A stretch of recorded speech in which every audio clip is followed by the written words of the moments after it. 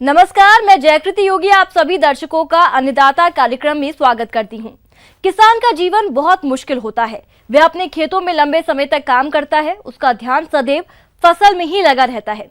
वह अपनी कड़ी मेहनत की ताकत पर अपना जीवन व्यतीत करता है।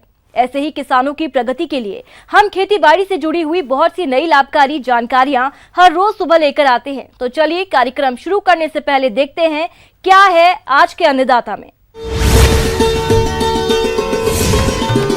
प्याज की फसल में लगने वाले कीट, रोग और उनका नियंत्रण।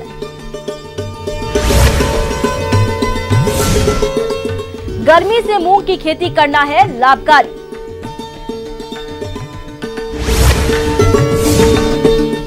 प्रदेश के जिन किसानों ने प्याज की पिछले महीने में बढ़ती कीमतों को देखकर इसकी खेती की है, उनकी फसल में कुछ कीट और रोगों का प्रकोप हो रहा है। तो किसान भाइयों, समय रहते प्याज की फसल में लगने वाले कीट रोगों की पहचान कैसे करें और इनकी रोकथाम के लिए कौन कौन से तरीकों को अपनाएं, इस बारे में उचित सुझाव दे रहे हैं कृषि विज्ञान केंद्र टांकंडा के विषय विशेषज्ञ इरफान खान। सब्जी वाली फसलों में जो प्याज का है वो एक विशेष महत्व है। प्याज का विशेष महत्व इस वजह से है क्योंकि प्याज की जो कीमतें हैं वो मांग के हिसाब से बढ़ती और घटती रहती है। तो जिस समय मांग ज़्यादा होती है तो किसानों को अच्छे भाव मिलते हैं, इसलिए किसान प्याज की खेती की तरफ काफ़ी आकर्षित हुए हैं।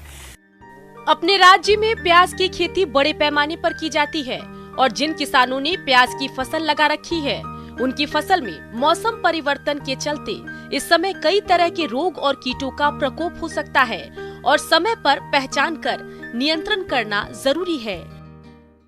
जो प्याज की खेती किसान करते हैं तो उसमें जो मुख्य समस्या आती है, मुख्य समस्याओं में अगर रोग और बीमारियों की बात करें तो प्याज का जो मुख्य रोग है वो पर्पल ब्लोच कॉम्प्लेक्स है। पर्पल ब्लोच कॉम्प्लेक्स में स्टेमफिलियम ब्लाइट और पर्पल ब्लोच दोनों बीमारियां आती हैं।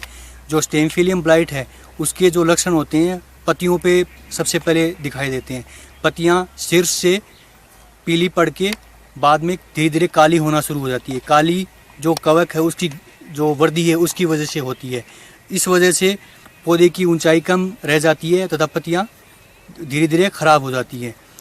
उसके बाद अगर पर्पल ब्लोच की बात करें तो पर्पल ब्लोच है, उसके जो मुख्य लक्षण होते हैं वो पत्तियों पे आते हैं और जो पत्तियों पे पहले भूरे बाद में बैंगनी रंग के धब्बे बन जाते हैं। ये बैंगनी रंग के धब्बे बीज वाली फसलों में जो जहाँ से डंठल निकलता है, जहाँ पुष्प आते हैं, उन डंठलों पे बैंगनी रंग के धब्बे वो बन जाते हैं और इस बीमारी की गंभीर अवस्थाओं में डंठल टूटने से जो बीज है उसका उत्पादन बहुत कम हो जाता है। इसी तरह अगर बात करें इन दोनों जो बीमारियां हैं, बल्ब की अगर भार की बात करें उसमें भी काफ़ी गिरावट करती है। प्याज की फसल में इन रोगों द्वारा भारी नुकसान होता है, तो इस नुकसान को देखते हुए जरूरी हो जाता है कि आप समय रहते इनके नियंत्रण के लिए उचित कदम उठाएं। अब इन बीमारियों का किसान है वो नियंत्रण कैसे करे? जब किसान अपने खेत में जो सीडलिंग है उनको ट्रांसप्लांट करता है तो मैनकोजेब और कार्बेंडाजिम नामक का जो मिश्रण आता है उसका घोल बना के जो सीडलिंग है उनकी जो जड़ें हैं उनको 1 मिनट के लिए उससे उपचारित करना चाहिए। जो कार्बेंडाजिम और मैनकोजेब है उससे उपचारित करना चाहिए। उसके बाद खड़ी फसल में अगर ये रोग की समस्या है, खड़ी फसल में किसान इस रोग को कैसे नियंत्रित कर सकते हैं? जो कार्बेंडाजिब और मैनकोजेब है उस मिश्रण का 1 ग्राम प्रति लीटर के हिसाब से स्प्रे करें और उसकी 15 दिन बाद में पुनरावृत्ति करें। बीमारी बहुत ज़्यादा गंभीर अवस्था होने पे डाइफेनकोनाजोल नामक की जो दवाइयाँ आती है उसका 1 ml प्रति लीटर के हिसाब से 15 दिन की पुनरावृत्ति करने से इस जो बीमारी है पर्पल ब्लोच कॉम्प्लेक्स उसका काफ़ी नियंत्रण हो सकता है। इन रोगों के अलावा प्याज की फसल में थ्रिप्स कीट का प्रकोप भी होता है। ये बहुत छोटे छोटे कीट होते हैं जो पत्तियों का रस चूसते रहते हैं, जिनका समय पर नियंत्रण करना जरूरी है, वरना प्याज की फसल से अधिक उत्पादन नहीं मिल पाएगा। कीटों की बात करें तो जो प्याज में प्रमुख कीट है वो थ्रिप्स है। थ्रिप्स के जो मुख्य लक्षण होते हैं वो पत्तियों पे दिखाई देते हैं। थ्रिप्स के खाने की वजह से या रस चूसने की वजह से जहाँ जहाँ से थ्रिप्स ने रस चूसा है तो उन पत्तियों पे सफ़ेद सफ़ेद स्पॉट्स या धब्बे से बन जाते हैं और बहुत ज़्यादा इन्फेस्टेशन या बहुत ज़्यादा थ्रिप्स का आक्रमण होने की वजह से, रस चूसने की वजह से पत्तियाँ वो मुड़ जाती है, पौधा छोटा रह जाता है तथा पौधा छोटा रहने की वजह से उसकी प्रकाश संश्लेषण की जो क्षमता है वो भी कम हो जाती है। उससे जो बल्ब है उसकी साइज़ नहीं बन पाती है। अगर सीड वाली क्रॉप है तो उससे बहुत सारे फूल नहीं आते, फूल छोटे आते हैं, उनमें बीज हैं वो कम होते हैं, तो इस तरह किसानों को नुकसान होता है। अब ये जो थ्रिप्स है उसका किसान कैसे नियंत्रण कर सकते हैं? थ्रिप्स के लक्षण जैसे ही दिखाई दे और मौसम चेंज होता है तो इमिडाक्लोप्रिड 17.8 SL उसका 0.5 ml प्रति लीटर के हिसाब से छिड़काव करें और उसकी पुनरावृत्ति करें। थ्रिप्स का आक्रमण बहुत ज़्यादा होने की वजह से टोलफेनपायर नामक की जो दवाई आती है उसका 1 ml प्रति लीटर के हिसाब से जो स्प्रे करने से भी थ्रिप्स का नियंत्रण काफ़ी हो सकता है। जब भी किसान भाई चाहे कीटनाशक हो या फफूंदीनाशक हो उनका स्प्रे करे तो जो प्याज की फसल है उस पर स्प्रे करने के लिए साथ में स्टिकर जरूर मिलाएं, क्योंकि इनकी पत्तियां हैं वो सीधी होने की वजह से जो इंसेक्टिसाइड या फंजीसाइड है वो कम चिपकता है। तो स्टिकर मिलाने से जो दवाई है उसकी क्षमता बहुत अच्छी बढ़ जाती है और किसान भाई ये जो 2 बीमारी और जो कीट है प्रमुख उसका नियंत्रण पाके अच्छा उत्पादन ले सकते हैं। किसान भाइयों, अभी तक आपने खेती बाड़ी से जुड़ी हुई कुछ उपयोगी जानकारियां देखी। अब लेते हैं एक छोटा सा ब्रेक, जल्द ही लौटेंगे और कार्यक्रम में आगे भी हैं खेती बाड़ी से जुड़ी महत्वपूर्ण जानकारियां, तो बने रहिए हमारे साथ। ब्रेक के बाद एक बार फिर से आप सभी दर्शकों का अन्नदाता में स्वागत है। चलिए अब रुक करते हैं अगली कड़ी की ओर। रबी फसलों की कटाई के बाद खेत खाली हो जाते हैं। ऐसे में जिन किसान भाइयों के पास सिंचाई की व्यवस्था है वे इस समय ग्रीष्मकालीन मूंग की खेती करके अच्छा लाभ कमा सकते हैं। इस खेती से अधिक पैदावार लेने के लिए खेत तैयारी से लेकर बुआई तक के सभी कार्यों को किस तरह से करें, इस बारे में जानकारी दे रहे हैं कृषि विज्ञान केंद्र गोनेडा के फार्म मैनेजर डॉक्टर सरदार मल यादव। मूंग एक ऐसी दलहनी फसल है जो किसान आसानी से उगा सकते हैं। इसकी खेती जायद के टाइम में खाली खेत, क्योंकि मूंग एक ऐसी फसल है जो कम समय के अंदर होती है और जायद के लिए तो विशेष रूप से, क्योंकि किसान भाई ज़्यादातर चौमासे की या आप खरीफ फसल लेते हैं, इसकी बजाय अगर जायद फसल ली जाए तो काफ़ी मुनाफा कमा सकते हैं। प्रदेश के जो किसान भाई मूंग की बुआई करने जा रहे हैं उन्हें इसकी खेती से भरपूर पैदावार मिले, इसके लिए किसान भाई अपने क्षेत्र के अनुसार प्रजातियों का चयन करके ही बुआई करें, जो इस प्रकार से है। बीज की उन्नत किस्मों की बात है, इसकी बहुत अच्छी उन्नत किस्में अपने राजस्थान में राजस्थान कृषि अनुसंधान संस्था दुर्गापुरा है वहाँ से भी निकल चुकी हैं। एक राष्ट्रीय जो दलहन का इंस्टीट्यूट है कानपुर में, वहाँ से भी निकली हैं। मुख्य फसलों में IPM 2-3 है, इसके अलावा RMG 62 है, पूषा वैशाखी है, K851 है और एक वैरायटी जो आप मुख्य रूप से पसंद पुराने समय से की जा रही है, ये पूषा वैशाखी और 851 बहुत ही अच्छी वैरायटी है। IPM 2-3 काफ़ी समय से इस क्षेत्र में प्रचलित हो रही है, जिसकी तुड़ाई एक बार में ही करते हैं, क्योंकि ज़्यादातर मूंग में ये पाई गई कि ये बार में पकती हैं, इसलिए लोगों को दिक्कत आती है। तो इस प्रकार की कई किस्में विकसित हो चुकी हैं जिनकी तुड़ाई एक बार की जाती है। ये मात्र 80 से 82 मतलब करीब 75 से 80 दिन के बीच में ये फसल तैयार हो जाती है, इसलिए ज़्यादा समय भी नहीं लेती है। फसल की अच्छी बढ़वार हो, इसके लिए बुआई के 20 दिन पहले खेत में सड़ी हुई गोबर की खाद 20 टन प्रति हेक्टेयर की दर से भूमि में मिला देना चाहिए। जहां तक रासायनिक उर्वरकों की बात है तो इसका प्रयोग मृदा परीक्षण रिपोर्ट के अनुसार ही करना चाहिए। इसकी बुआई करने के लिए आपको खेत तैयार किया जाता है।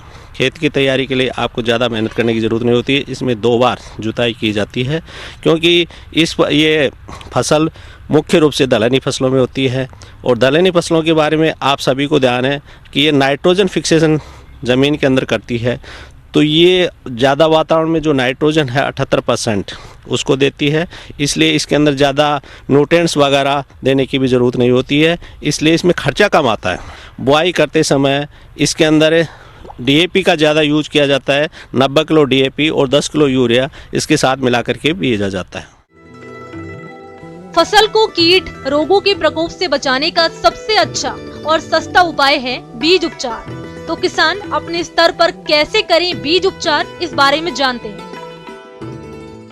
जहाँ तक बीज की मात्रा की बात है, इसके अंदर 20 से 25 किलो बीज की जायद फसल के लिए मुख्य रूप से इसकी मात्रा दी जाती है। जहाँ तक बीज उपचार की बात है, क्योंकि मूंग की फसल काफ़ी सेंसिटिव फसल है, इसलिए बीजोपचार करके ही इसको बीजना चाहिए। बीजोपचार में मुख्य रूप से ये थायरम, बावस्टीन मुख्य रूप से काम में ली जाती है। इसके अलावा आजकल जो इसकी जड़ गलन या काली जड़ होने वाली बीमारी है, उसके लिए एक बहुत अच्छी जो फंगल से ही बनी हुई है, फंगस मानो उसको या जैविक, ट्राइकोडर्मा विरिडी नाम का एक जीवाणु आते हैं, उनको मिला करके भी इसकी काफ़ी फसल को बचाया जा सकता है। क्योंकि ट्राइकोडर्मा विरिडी 6 से 8 ग्राम प्रति किलो बीज के हिसाब से मिला करके और उसके बीज उपचारित किया जाता है। कि जो राइजोबियम कल्चर होते हैं वो इसके लिए बहुत उपयोगी चीज़ है। पीएसबी कल्चर जो इन अनसोल्यूबल जो फास्फोरस अपने ज़मीन में पड़ा हुआ होता है उसको भी अवेलेबल कराते हैं। इसकी मात्रा जहाँ तक है 1 हेक्टेयर ज़मीन के लिए 3 पैकेट पीएसबी कल्चर और 3 राइजोबियम कल्चर के उपयोग में लिए जाते हैं।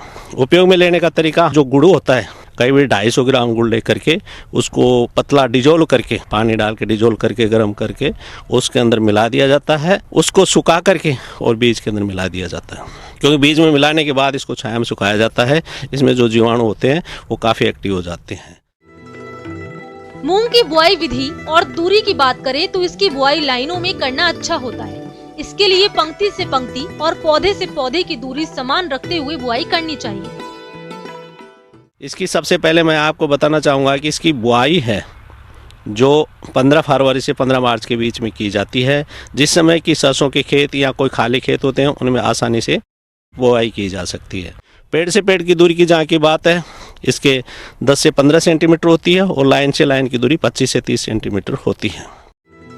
मूंग की बुआई के बाद खेत में एक मुख्य समस्या आती है खरपतवारों की। तो इसके लिए बुआई के 24 घंटे के अंदर पेंडिमेथिलीन 3.3 लीटर दवा 600 लीटर पानी में घोलकर छिड़काव करें तो खरपतवारों की समस्या से 1 से 1.5 महीने तक निजात पाया जा सकता है। जहाँ तक पानी की मात्रा की बात है, इसमें 2 सिंचाई बहुत होती है। एक 40 से 45 दिन बाद में, एक करीब 65 के आसपास हो जाती है, जिसमें पॉट फॉर्मेशन होती है, उस समय होती है।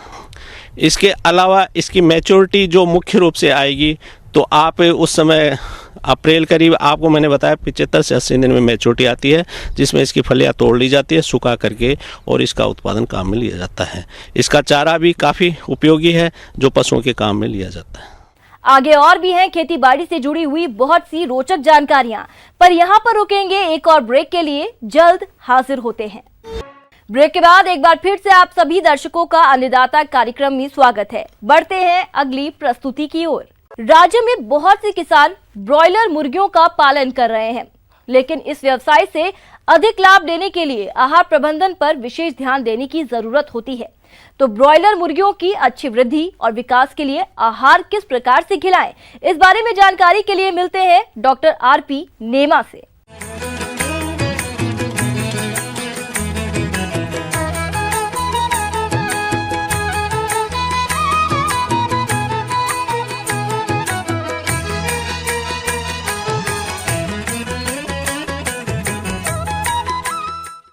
ब्रॉयलर जो है बहुत जल्दी ही ग्रोथ होती है, उसकी वृद्धि बहुत जल्दी होती है।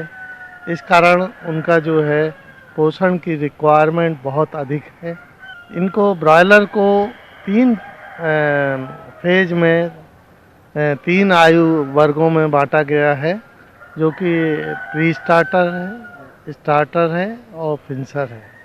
ब्रॉयलर दाना का जो आहार हम बनाते हैं, प्री स्टार्टर में पहले सप्ताह में ब्रॉयलर चूज़ों की जो वृद्धि दर है अधिकतम होती है, अतः उनको अधिक प्रोटीन की मात्रा की आवश्यकता होती है। उनको 22% कच्चा प्रोटीन देना चाहिए। इसी तरह जो ऊर्जा की आवश्यकता है प्री स्टार्टर में थोड़ा कम रहता है, वो 3000 के आसपास है। किसान भाइयों, अभी आपने प्री स्टार्टर राशन के बारे में जानकारी हासिल की। अब आइए जानते हैं स्टार्टर दाना बनाने की तकनीक के बारे में। ब्रॉयलर दाना का जो आहार हम बनाते हैं, इसकी अलग अलग विधियां हैं। ब्रॉयलर जो स्टार्टर चूजे हैं, उनमें जो है ऊर्जा पदार्थ के लिए हम मक्का, राइस पॉलिश या डिहाइड राइस पॉलिश लेते हैं। इसके अलावा जो है इसमें मिनरल मिक्सचर्स हैं, तो इसके लिए जो है प्रोटीन की मात्रा 20% तक कर सकते हैं। इसी तरह जो ऊर्जा की आवश्यकता है, स्टार्टर में 3100 किलो कैलोरी ऊर्जा है प्रति किलोग्राम फीड की आवश्यकता से दे सकते। मुर्गी पालक भाइयों, आप अपने स्तर पर मुर्गियों के लिए फिनिशर दाना किस तरह से बनाएं, इसकी समस्त जानकारी कुछ इस प्रकार से है।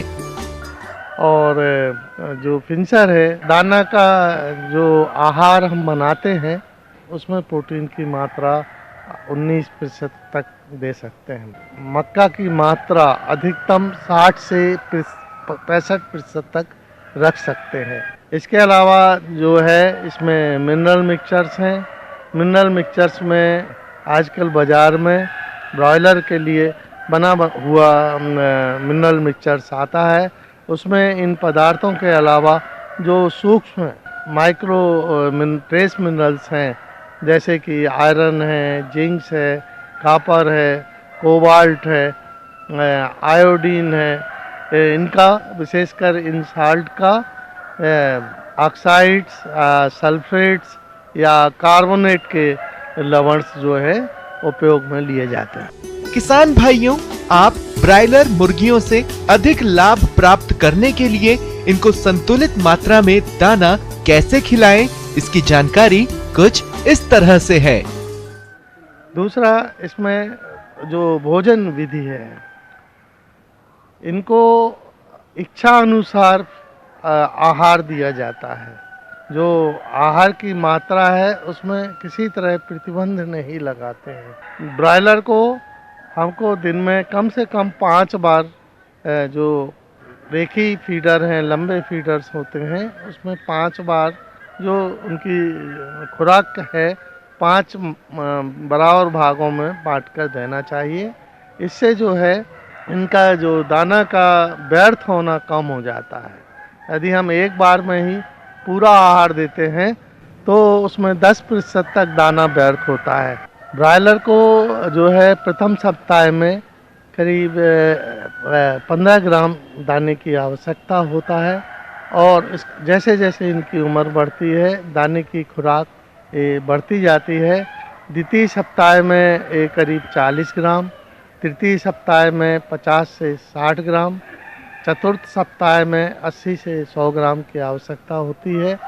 चौथे सप्ताह में प्रति चूजा 1 किलो वजन के लिए 1 किलो 600 ग्राम आहार की आवश्यकता होती है। और इतना यदि हमारा फीड कन्वर्सन एफिशिएंसी आती है तो तब है। यदि हम आहार का मैनेजमेंट अच्छी तरह से नहीं करेंगे तो जो फीड कन्वर्सन एफिशिएंसी है, आहार की दक्षता है, वो 1 किलो 600 की जगह 1 किलो 700, 2 किलो या 2 किलो 200 ग्राम हो सकती है।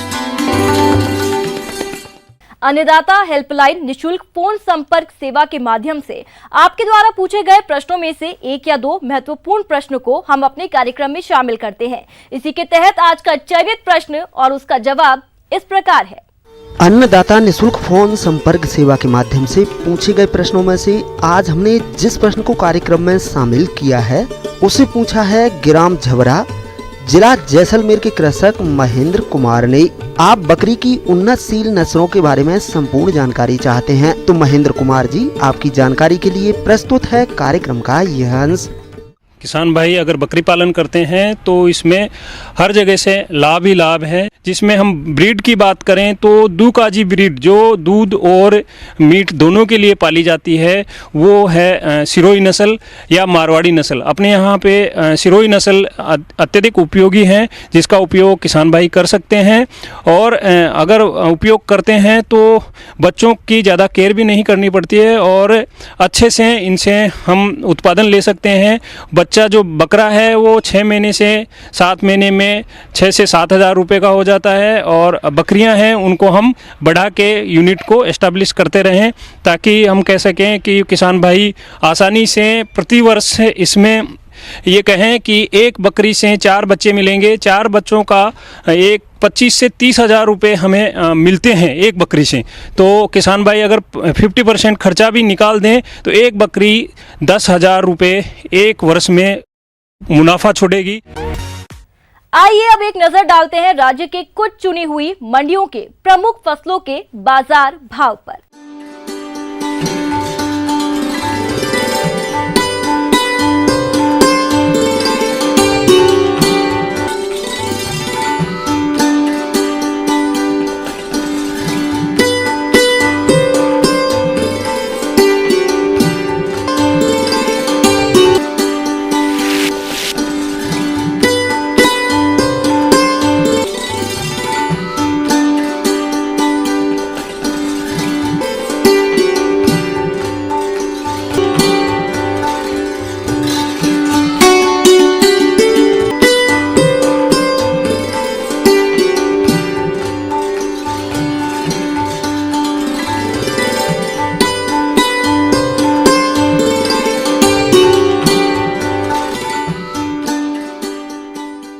अब आइए देखते हैं कल दिखाए जाने वाले कार्यक्रम की मुख्य झलकियां। मिर्च की फसल में आने वाली समस्या और इनका समाधान।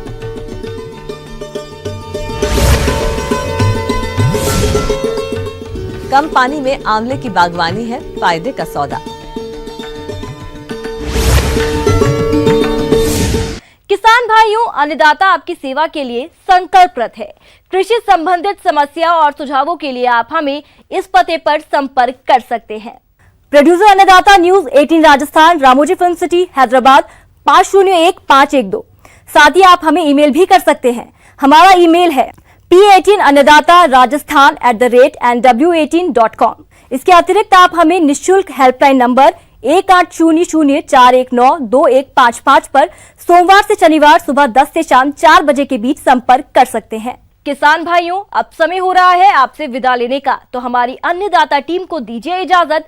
कल फिर आपसे मुलाकात होगी कृषि संबंधित कुछ और महत्वपूर्ण जानकारियों के साथ। नमस्कार।